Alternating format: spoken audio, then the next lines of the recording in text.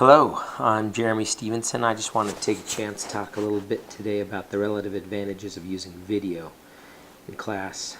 I can think back to the first couple years when I taught school. Videos were, I'll be honest, I used them as a bit of a crutch. If I didn't know a topic very well, I would find a video to show during class. As I look back and did the reading from this assignment, I used some of the basic foundational principles in the videos that I use, but I oftentimes use it because I didn't know information. From those activities, I found some of the right ways and the wrong ways to do that. And as I read through the resource material we had for this week, I found a lot of those things mentioned and brought up by other colleagues. So I'm going to go through three of the resources that I found to be the most useful or that I related to best this week. The first one was the Teacher's Domain article, where it talked about frame, focus, and follow-up. That you can use videos to help frame a situation or help a student better understand or get engaged in the idea or a concept or a time period that you're discussing. You also can get them to focus a little more.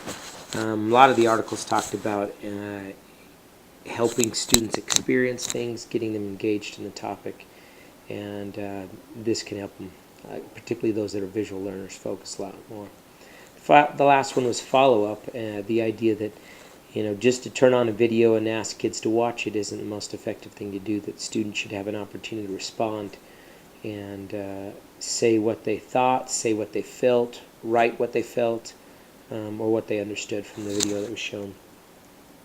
The second resource that I looked through was the 13.org, and I teach geography and psychology, and particularly with psychology, some of the experiments and some of the concepts are hard for the kids to understand, and it pointed out the importance of using videos to help illustrate rather complex ideas.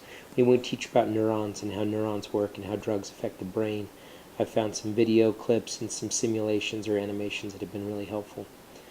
It also discussed how videos can help bring an important period of history to life. We talked a little bit about stereotypes and discrimination in geography and in psychology, and then you show footage of the civil rights movement and dogs attacking African Americans and police officers beating African Americans or spraying them with fire hoses, and it gets students' attention a lot more than just talking about in class.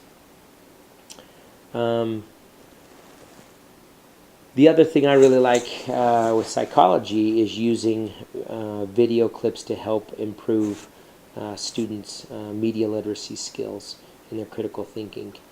Showing them news clips that have a biased take and present just one side, or present both sides, but one side very unfavorably and the other one very favorably, and teaching them how to look for factual approach and peripheral approach and one-sided and two-sided approaches, so that when they're on their own they can see that as well.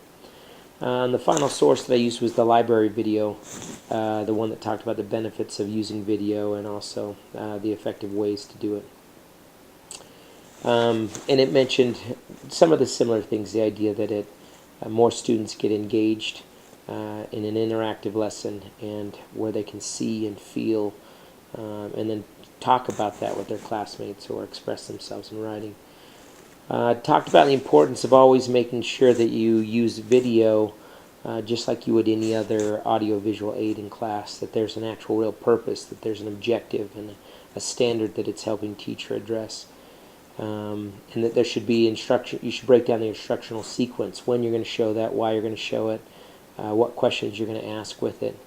And then most importantly, that you actually preview it before you show it to students. And I, like many teachers, have my one or two experiences where I didn't preview something that I showed in class, and worst case scenario, I could have lost my job if not been at least put on probation. So there are so many positives that can come from using videos in class, and it takes a little time to properly break it down into the proper minute sequence and put together a note-taking guide or some good questions that they should think about before, after, or during. So, like all things, it takes a little time to prepare, and you need to find appropriate material that students can understand at the given grade level. But your words can't describe what they can see in a video oftentimes. And so with that, I'm a big fan of it. I'm trying to get better at it and get to a point where I can embed videos into a presentation, or get the things clipped and cut properly, so that I'm not spending or wasting time putting in a VHS tape or a DVD and finding the exact clip and then showing it, and then wasting 3 or 4 or 5 minutes for one clip, but having things streamlined. So those are my thoughts.